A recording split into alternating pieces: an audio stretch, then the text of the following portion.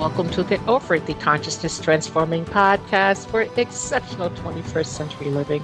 We have a very different show today on crystals. We're going to be speaking with a Native American healer, Luke Blue Eagle, and we're going to be talking about his latest book, First Nations Crystal Healing, Working with the Teachers of the Mineral Kingdom.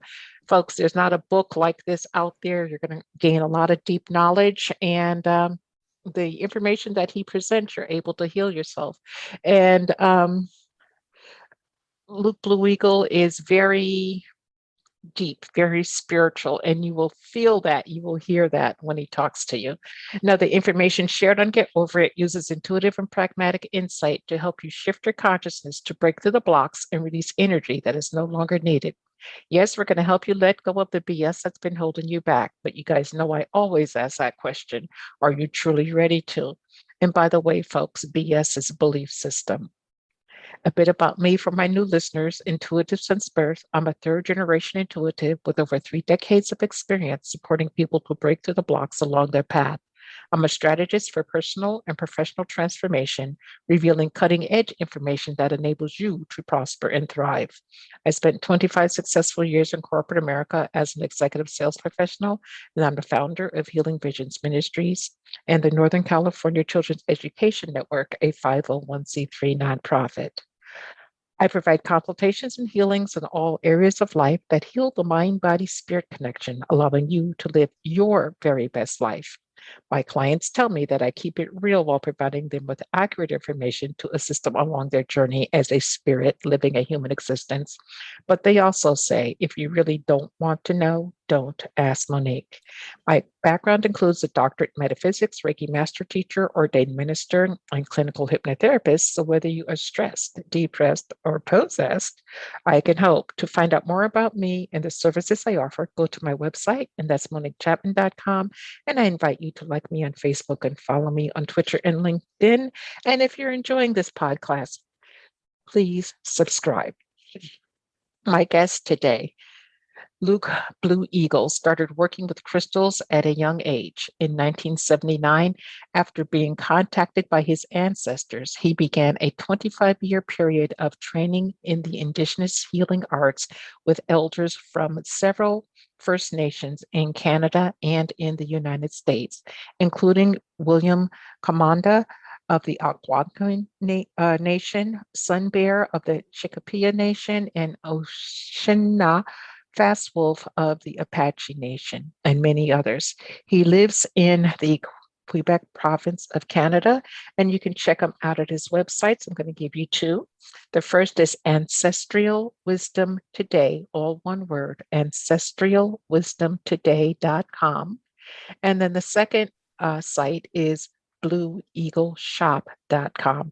And check them out while you're listening to the podcast. I know that you will love the blueeagleshop.com because he's offering his products there, and folks, they are strong. And then check out the wisdom on, ancestralwisdomtoday.com.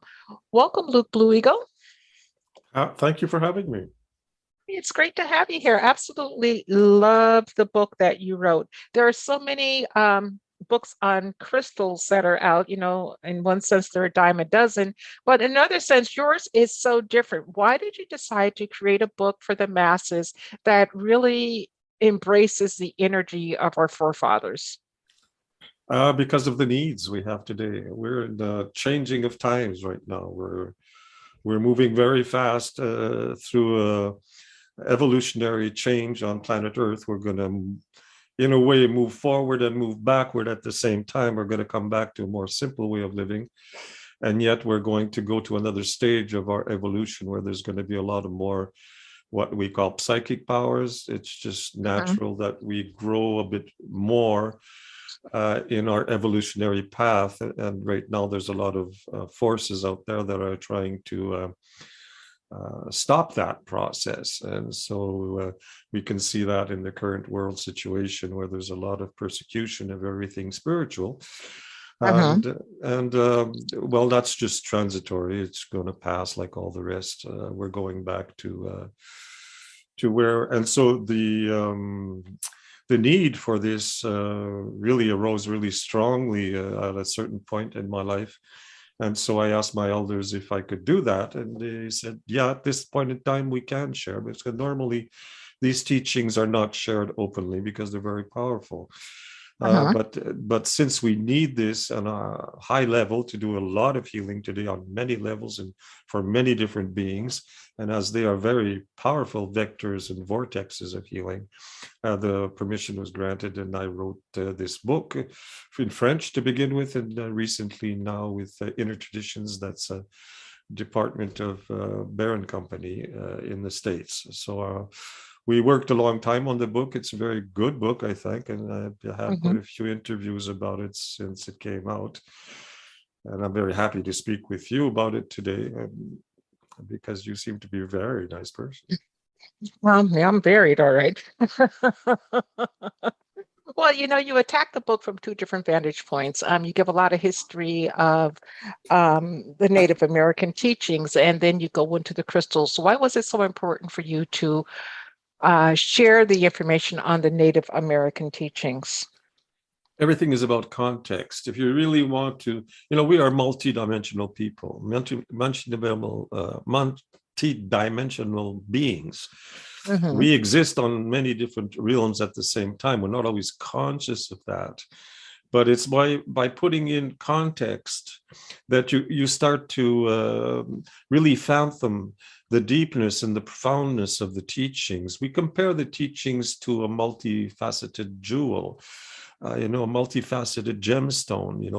You have to hear the same teachings in many different lights and see it in different ways before you understand the whole of that, because there's a lot of different facets to the teaching. And one of the facets is understanding where it comes from.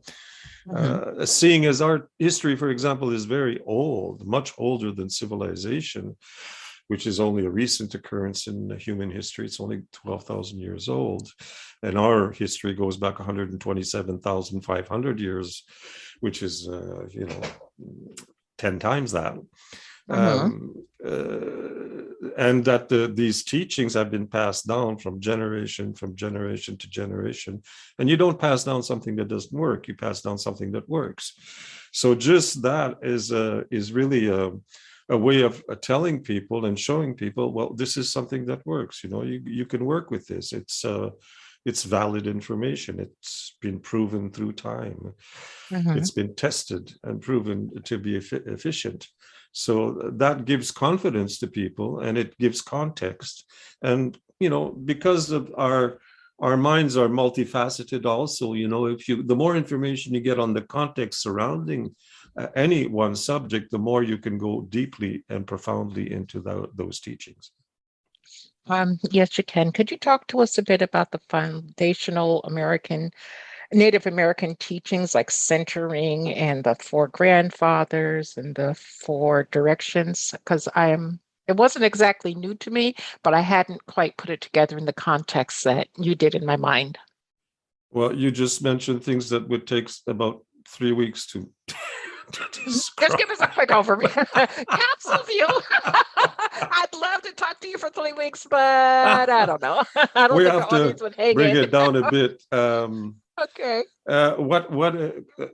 Let's speak about centering. Now, Okay. centering is it's very important to understand that, for example, if we come from a more physical or scientific viewpoint, we have two hemispheres to the brain, and they're oriented in a very specific way. Our left hemisphere is the more logical aspect. It's linear thought. It wants to describe everything and understand everything and have a lot of logic, and it's the memory bank and all that type of Cartesian thinking, and the right hemisphere of your brain, well, that's the more intuitive aspect of ourselves. That's the one that goes into art, goes into music, wants to understand through feelings and fantasy, and so. But to have a clear understanding of reality, these two hemispheres of the brain have to work together.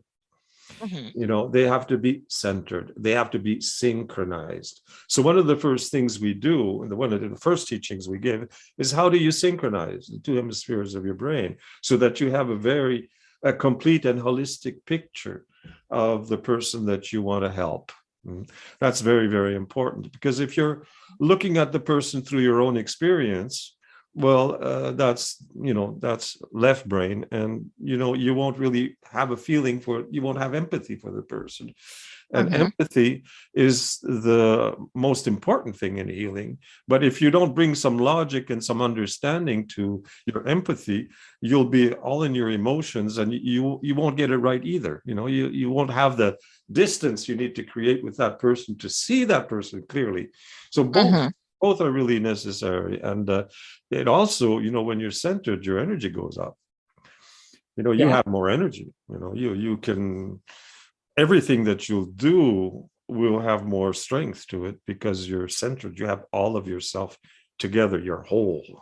And that's where we talk about holistic. When we talk about holistic healing, it's because we also have 4 dimensions to our being. We have the physical body that everybody knows everything about, and then we have Mhm. our emotional body, which has a huge influence on our physical body. And then we have our mental body that has a huge influence on the emotional body. And then we have Mhm. our spiritual body, which has influence on everything, and that's what creates us. That's what allows us to incarnate on earth, and that's the, Mhm. if you want, the immortal or eternal aspect of who we are, the soul aspect or spirit aspect. And so when you want to really work with somebody, you're looking at all of that. Medical science today is only looking at the physical body, and the emotional, there's very, very, very poor understanding of what that is. And psychology and psychiatry, it's very, as far as our teachings are concerned, it's very, very primary. It's very Yeah, very retarded, limited. Yeah. very limited. Mhm. And so they don't touch the mental aspect, and they don't touch the spiritual aspect. So they're not really working on the person. They're working on his body.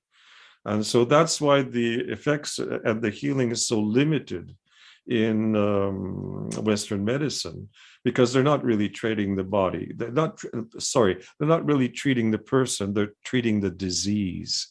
What Mhm. we're treating is the person's health. We're coming at a place where we want to give optimal health to the person. So the disease the person has is very secondary, because it's just a manifestation of something else. What we want to Mhm. find is what has caused that. And when you treat the root cause, then not only does the disease disappear, but you have a better person in front of you, because that person has learned. It's like a bell. It's a Mhm. bell that's sounding, and it's telling you the disease. It's like a bell sounding. You've got something to work on.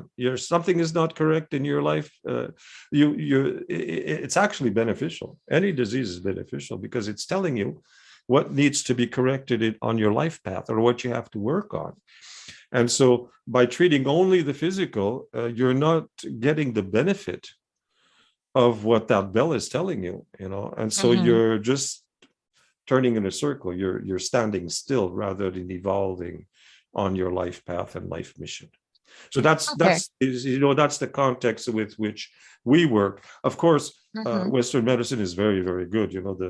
The way they treat multi-traumatology, big accidents, when they have to really Mhm. consider the body like a machine and cut it up and put it back together and sew it back together and take it out, and all that is perfect. We need that too. But if we're really going to work with diseases, well, then, medication is not the best answer, because it's going to create side effects. All medication has side effects, which then create the need for more medication, more side effects, and it's a never ending. And you haven't healed. Yes. You There's a haven't downward spiral. you haven't healed anything. You Mhm. haven't solved anything. So it's a sorry state of affairs right now.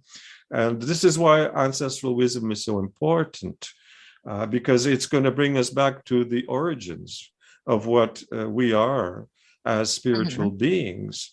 and will allow us to manifest optimal health on all levels, on the physical, emotional, mental, and spiritual. I've got a question for you because I believe in everything that you're stating. Um, what part does religion have to play in the, I'm going to say, mass mind consciousness, not knowing the spiritual aspects of themselves? Or do you feel that it has an impact It has a in huge this? impact, but not in the right sense, because all religions have dogma. And so Mhm, you're supposed to believe something that you need faith to believe in. You can't verify it, you know. mhm, So actually, they are tools to control people, just like mhm, civilization. It's the same, the system that you see in governments and civilization, which is dominating nature and dominating other people, is the same mhm, thing in religion. It's not the same thing as spirituality. Spirituality sets you free. mhm. You know, religion makes you a prisoner of that dogma, because you're, you know, all religions will say that they are the only religion, you know, that they've got the truth, which, Yeah. you know, is hogwash, because Well, it's BS. every single person has some part of the truth, and that's their life mission, and they'll understand things a bit differently. And so what you need is spirituality, because that will, and that's why native teachings are so good, because they don't Mhm. impose anything on anyone. What they do is create the space in which you will have direct contact with source. And that's powerful, because then you can Yes. really look at your soul and say, oh, okay, you know, you have different experiences. What we do is we create the space in which these things happen. And so the Mhm. person has direct experience. But in a religion, you have to go through a priest and a bishop and a pope, and there's a people that are supposed to tell you what that experience is, rather than you having firsthand experience. The approach is completely different. Yeah, and when you have priests that are doing inappropriate things to children, especially young boys, it makes you wonder how people can still follow that belief system, but to each his own. Um, I want to switch gears for a moment and talk about the crystals. Mhm. Um, what is the history behind crystal healing? Where does it come from? It's as old as the earth. Uh, Hmm. the the uh, um, the These teachings are really old. I wouldn't be able to see when they started. This is really, Hmm. really old, because the crystals are the flowers of the mineral kingdom. They're the most evolved beings of the mineral kingdom. They're the ones that embody personality. You know, you can communicate with a crystal. It's not the same thing as a stone. You know, what you recognize as a crystal is when you see a geometrical shape in a mineral substance. You know, if you're looking Hmm. at a quartz crystal, for example, you'll see that it has a geometrical form. I should have brought one for this talk to be able to show you. And these angles and these faces that it has, it's manifesting what the molecular structure is made of, you know, Hmm. because what crystal is geometrically precise organization in space of molecules. And this is what makes it possible to transform and amplify energy, because anything that goes through a crystal will be either amplified or transformed by this organized structure. They are the most organized beings. You know, they have one structure and they hold it for eons, you know, and that structure has an effect. That structure transforms every single kind of energy that goes through it, because of the order that it has. So as soon as and they're beautiful, you know, Yeah. they're fascinating. So when first man, you know, saw the first crystals, the first thing he does, you know, children that have gifts, for example, that's how you recognize a child that has gifts. They're always collecting stones all over the place. Well, When I you were chuckle. young, you were collecting Yeah, stones, right? all the time. Yeah. Yeah. I used to get So yelled at because I'd have so many in my room. yeah, all people, all young children with gifts, they will start collecting stones because they feel the energy that's there, and that energy will regulate energies. It will teach you something. It's teaching you something about the order of the universe. And so they are very, very, very powerful. So, it's natural. As a child will do that, well, with eons of elders that are working in healing their communities, well, they get more and more versed in how to use these mineral beings. And so that's where the teachings come in. Mhm. Okay. In the book, folks, he talks about 40 important stones and crystals, and there's a full color inset of these stones and crystals. So therefore, when you look at them, you know what you're looking at. If you were, out and about and you see it, you can reference back to it. Blue Eagle, the one thing that caught my eye, well, there's many things that caught my eye, but the one thing that caught my eye, I love most of the stones that you talk about, and I wear them daily. And you called citrine the coyote stone. Mhm. Why? Because it plays tricks on people. That's what coyote energy is. It's the trickster. And Mm-hmm. there's many, many different faces of the trickster, but in Native American tradition, it's the coyote. And we are often in our evolution stuck in certain places, and sometimes it takes something to jar us out of our patterns, and that's Mm-hmm. where the tricks come in. And the coyote does that. It helps to elevate, to connect to higher levels of vibration, and to decrystallize and dewind those old patterns that we've become encrusted in. Mm. We all get these habits and these old patterns that Mm-hmm. trauma or family or school have imprinted on us, and that are hindering our spiritual, mental, and emotional growth. And citrine will start, making that move around so that it can, decrystallize and then help you to connect to higher levels of energy. So that's Mm-hmm. why, and often by playing tricks on you, in the energy, of course. And that's why we call it the coyote stone. Okay, I was like so curious because it's like one of my favorites, and I was like, wow, what's going on here? Um, you work with offerings, smoke offerings, and purification. Why? Um, for to understand that, we have to talk about spiritual practice. Okay. Now, a spiritual practice is what makes us human beings. Mm. Uh, Human beings have free will. That means that they're not like the other beings, like animals or plants or minerals. These beings always follow exactly what their life mission is. You don't see a wolf going to take a beer at the tavern. A wolf does what a wolf is supposed to do, and they Mm-hmm. never deviate from their original, what we call the original instructions. The only beings on earth who can follow something different than their original instructions is human beings. And this is why they require spiritual practice, because it is through spiritual practice that they will be able to determine what they're supposed to do, not what is right and what is wrong, and have the Mm-hmm. courage and the discernment to follow that. And so in spiritual practice, there and human beings really need that. There's no other way that you can. And in native life, in indigenous life, spirituality impregnates every aspect of daily life.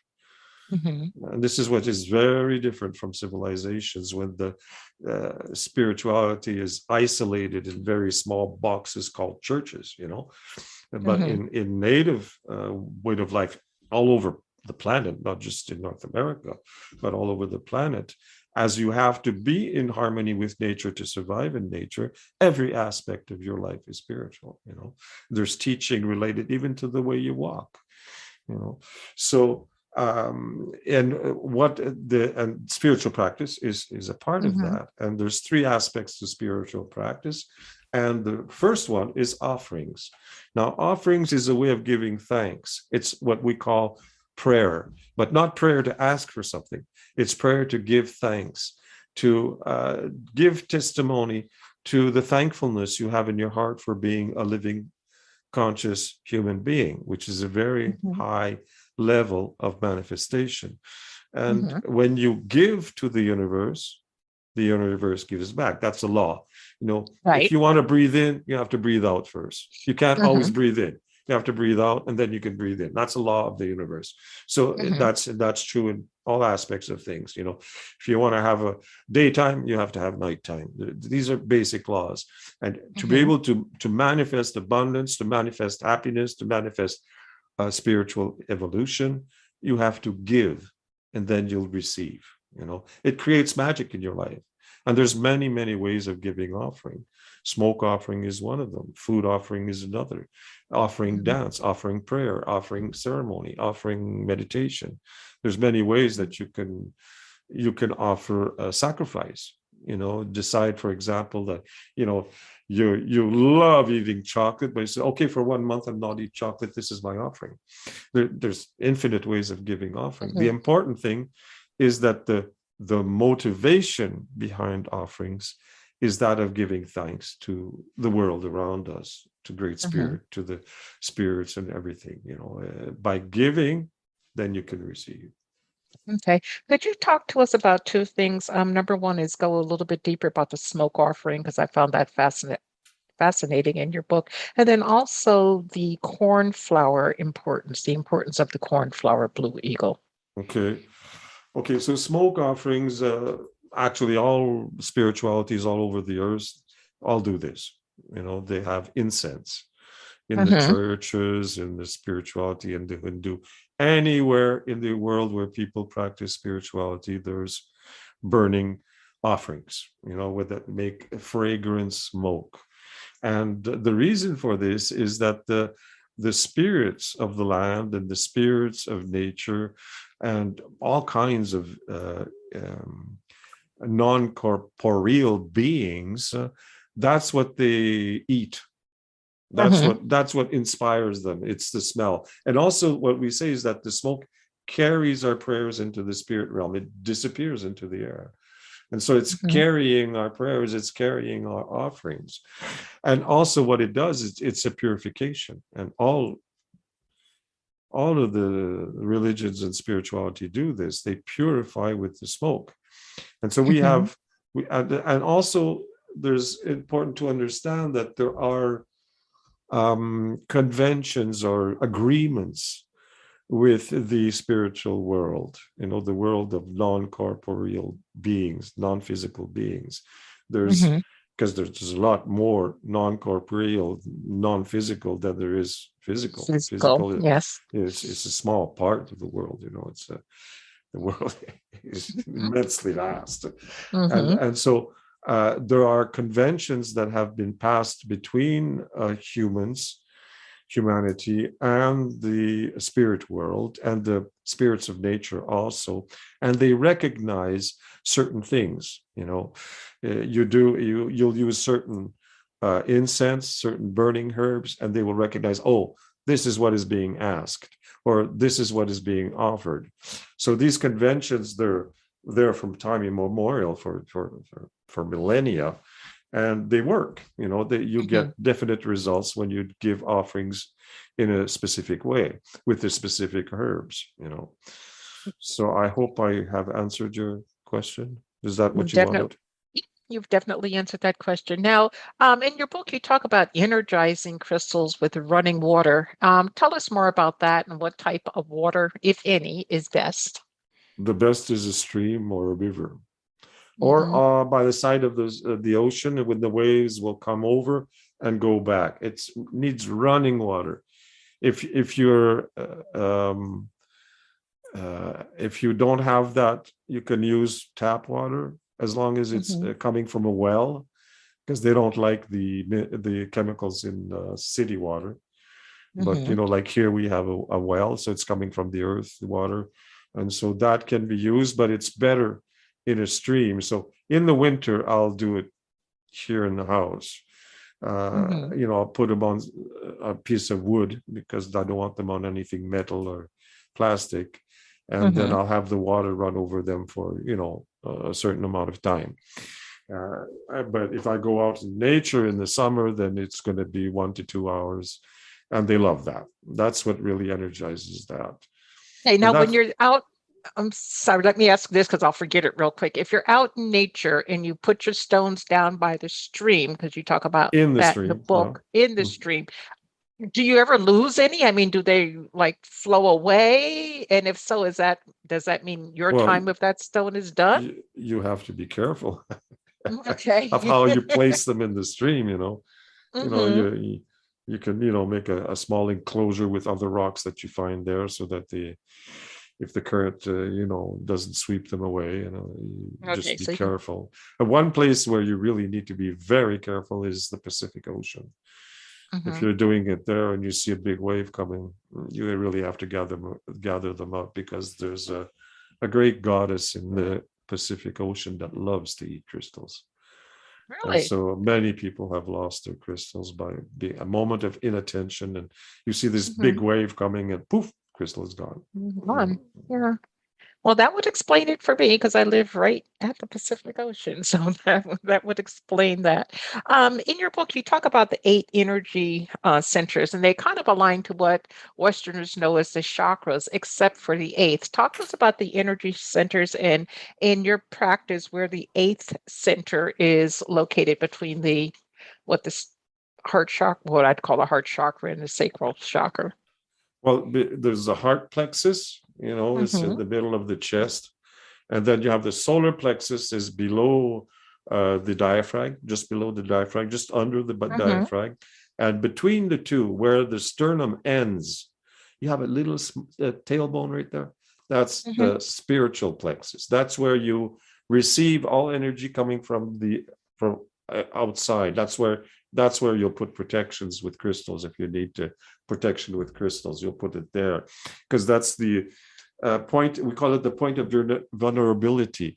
There's certain martial arts practices in the Far East, that can teach you how to kill somebody with one hit at that specific place, because everything is Mm-hmm. centered there. Your soul is attached to that place. So it's not very often spoken about, because it's not as visible on an energy level as the other centers really that are really round rotating kinds of Mm-hmm. energy centers. This one is more discreet, if you wish, but it's more important than the others, because that's your main how can I identify that? It's like you're attached to divine at that place. I don't know Okay. I don't know how to explain it It better would than. be almost like in some belief systems, there's like a silver cord or silver thread that's attached. Yeah, it originates there, but it comes out through the solar plexus, that silver Okay. cord. Yeah. Okay. And you shared a couple of teaching stories. Well, not a couple. You shared quite a few teaching stories in your book. Could you just pick one randomly and share it with the folks? I want them to have a flavor for how you actually wrote the book, tell the stories. Okay. Well, the teaching of the respect you have to have for crystals and the communication that exists with the crystals. We have a tradition that says that we should never buy a crystal. The crystal either comes to you, or you find it in nature, or somebody gives it to you. And Mhm. So to explain how this really is real Mhm. is I was in a giving a conference on crystal healing in a gigantic health fair, alternative health fair in Germany, Mhm. in Munich it was. And these things were, and it was a great crystal fad at that time. And I think probably half of the booths there must have had crystals. Some of them were incredibly big, a whole Mhm. island of tables there, and all of them were covered with crystals. And Mhm. so I think it was on the second, it was 4 days. And on the second, no, I think it was the second day. Mhm. I asked, there was a beautiful young German lady that they had offered me to help me. And so she was taking care of the booth and translating for me when I had to. And so I asked her if I could just, walk around the whole place to look at all this. And she said yes. And so, and there's a one corner of the room where there was about 10 or 11 labradorite Mhm. stones there, polished. Mhm. And one of them just flashed me. I had to have this stone. It was like this was Mhm. calling to me very Mhm. powerfully. And well, of course, my teaching says I can't buy this, So I tried to play a trick on myself, and I'd say, the universe gives me the crystal that my hand designates. I could have bought every one of them except that one. Mhm. So that trick Jeez. didn't work. Mhm. And so, but I also recognized that that crystal really needed to come to me, but I couldn't buy it. So I just looked at it and apologized and says, "Yeah, I would have loved to bring you, but I just can't. My traditions don't permit." And so I just let go, completely let go of all attachment to that crystal. Mhm. And next morning, I come into the booth a bit early to have a coffee before the day started. I was sitting behind my booth, and I saw there was a small box there on my stand there in front of me. I says, "What's this? It's not mine." So I opened this box, and there's the crystal. There's that labradorite was right there, and I was Uh-huh. astounded. And then that young lady arrives and said, "Oh, do you see the gift I bought for you?" I Oh. explained to her. She didn't believe me at the beginning. She Mhm. really didn't believe me that that's the stone that I wanted. There was millions of crystals in that place. Mhm. I had to tell her, that's with the booth you took it. That's where the stone was amongst the others, and she had to recognize that. Yeah, that's exactly the stone that I still have that, of course. Yes. Well, if you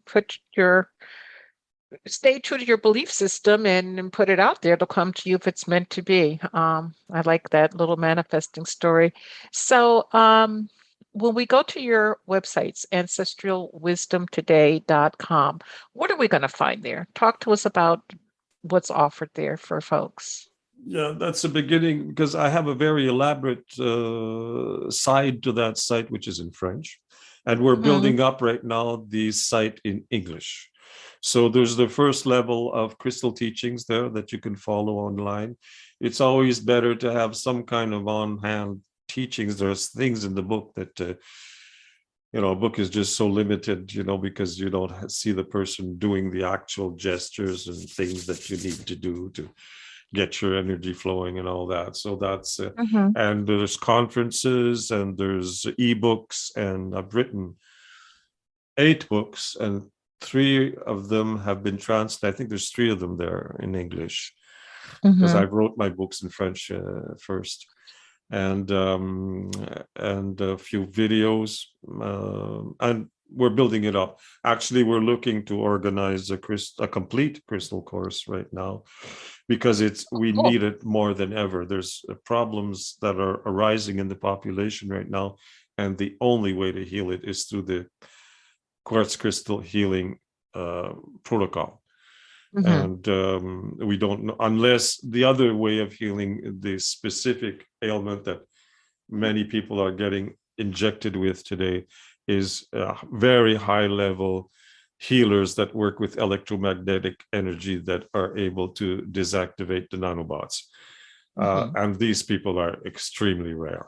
It's very, but there is a way that anybody who's ready to train for a few months and learn the crystal protocol could be able to do, because the crystal acts as an amplifier and makes it possible to do this. So it's required today that we give that teaching again in English. There's Mm-hmm. first part is already there in French, but we should get in English. No, is it? Yeah, the first part is there in English, Mm-hmm. but the second part is not there. So we'd like to organize that. But when I started my teaching career many years back, one of to get permission, one of my elders said, "You go where you're invited." Mm. And that meant I don't organize anything. I'm Mm-hmm. not to put myself out there. I have to be invited to do something. So I rely on people organizing my things. And right now, we don't have anybody that's succeeded in.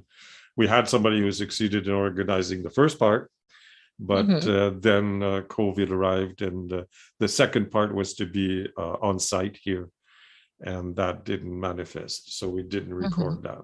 Mm. No, not yet. Oh yeah, we want to do it. I want to Mm-hmm. do it. There's a very powerful teaching there that is really required today. We need to put it out there. Okay. And then when we go to your other site, blueeagleshop.com, what are we going to find there? Okay, well, you'll find all the things that I've created. What is very special is I've created shamanic perfumes. I was often invited into hospitals and prisons to work with Native people. And Mm-hmm. in many circumstances, like in intensive care, I could not purify with my smoke offerings. There's oxygen, there's medical personnel, there's closed windows. You can't start burning herb in that environment. It's just not possible. Mm-hmm. So, and the electromagnetic pollution to these people that were plugged into all kinds of machines was terrible. So it was really hindering my work. So I developed over a 2-year research and development that I went through, what brought me to France to visit with perfumers there, and brought me to study with people making essential oils. I developed a perfume that did the same thing, only I was astounded to find that it was like 10 times more efficient than our smoke. Oh, wow. Uh, so I decided to put it on the market. And in the process of doing that, there was this one day when I asked my perfumer friend, he was a very renowned perfumer in France. I asked him, give Mm-hmm. me a few formulas with natural ingredients so I could test, make my practice my scales, if you wish, practice my, because I didn't know anything about perfumery and I wanted to, practice a bit. And he couldn't do it. He Oh, couldn't do wow. it with natural products. He couldn't, most of the ingredients are chemicals. So since then he's evolved and he's now doing some, but I'm the one who initiated that transformation. And so what I understood at that point is that, wow, these people are putting chemicals on their body. And this is why there's a whole bunch of hypersensitive people that can't even tolerate another person wearing perfume in the same room, getting more and more of that. And so I says, well, we're going to make others perfumes, and every one of them is encoded in ceremony. So not only are they beautifully smelling perfumes, but they have therapeutic effects, Uh-huh. and they're more powerful. They're very powerful because of the ceremony, because of the ritual that goes with it. I used 4 different shamanic techniques in making them, and Uh-huh. high French perfumery techniques, and they're all natural, of course. Okay, well, And folks, then check them there's my out. Oh, music. I've recorded 8 okay. CDs of music. Then we Mm-hmm. have the traditional smudge, the traditional incense, and probably a few other things there. But the main things is the perfumes, the music, the books, and yeah, the incense, the Yeah, native well, I smudge. I like the baby bonnets too. There are baby bonnets on there. There are baby bonnets on there. Oh yeah, it's true. The There's baby bonnet there's hat. a Yeah, little bit of handicraft, a little bit of native handicraft there too. Yeah, I don't yeah. know everything that they put on there, Oh, but no, no, it's absolutely beautiful, and you can feel the energy emanating from it. So, I work with a lot of people, in this industry, and I would say the majority don't walk their talk, but you do. And I appreciate you and I honor you for being you and bringing your information forward into the world because it's definitely needed at this time. Before I go, why don't you share a word of wisdom with the audience that you would like to leave with us today? yes, what comes to mind immediately is the importance that you understand that your soul is immortal and eternal. and that the only thing that remains when you leave this life is the spiritual work you've done during this lifetime. All the rest disappears. The bank account you can't bring with you on the other side, the car, the house, all your material possessions, they stay right here, and you go somewhere else, and you don't come back to the same place, never again.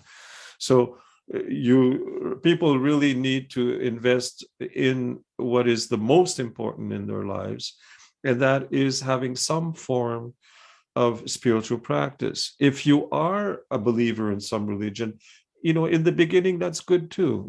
Not everything in religion is bad.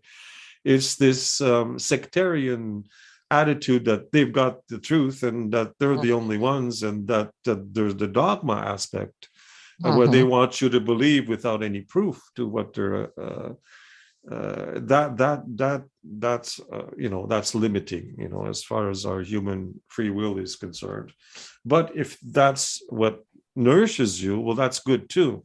Because, when I was very young, my family was Catholic. And as soon as I had my first communion, I had my father bringing me there every morning, because, the smell in the church was wonderful. I loved the energy of people praying, and it was beautiful church with these glass tinted windows. It's a beautiful place. So I liked it, and that lasted for a few years until I finally understood that they weren't speaking the truth. But so I started looking elsewhere, but it was a facade. A lot of these Christian people, it's just a facade. Their daily lives is not at all Christian. They just go to church for the rest of the week. Yeah, sometimes on Sunday they're out of church at noon and doing what they would consider unspeakable at 1. So it's just BS, and that's part belief system, part so the the other important BS. thing is that you need to follow your soul mission. And also, what's part of your soul mission? How do you know what you came here to do? Is by following what you love to do. Follow what your dream is. Because that's how your soul is telling you what your path is. It's the things that you like to do. It's very easy. You can't ask some orientation counselor to tell you what your life is going to do. In school, you have to follow your dream. You have to follow what you love to do. And that takes courage, because it's not always what's going to make you the most money, but if you're following what you love to do, you're going to do it right. You're going to do it with passion. You're going to do it with talent. And that's what is indicating what you should be doing, and not what other people are saying. Okay. Well, thank you very much for that. And thank you for being my guest today. I am truly honored to have this much of your time. Thank you, Monique, for having me. It was wonderful talking with you. Yeah, we'll have to do this again. I enjoy speaking with you. I hope we get more yes. time together. I'm pretty sure that we will. So, folks, I want you to remember that the most important choice that you can make is what you choose to make important. Consider making the masterful choice of crystal healing. Abundant blessings, light and love to all. Agape.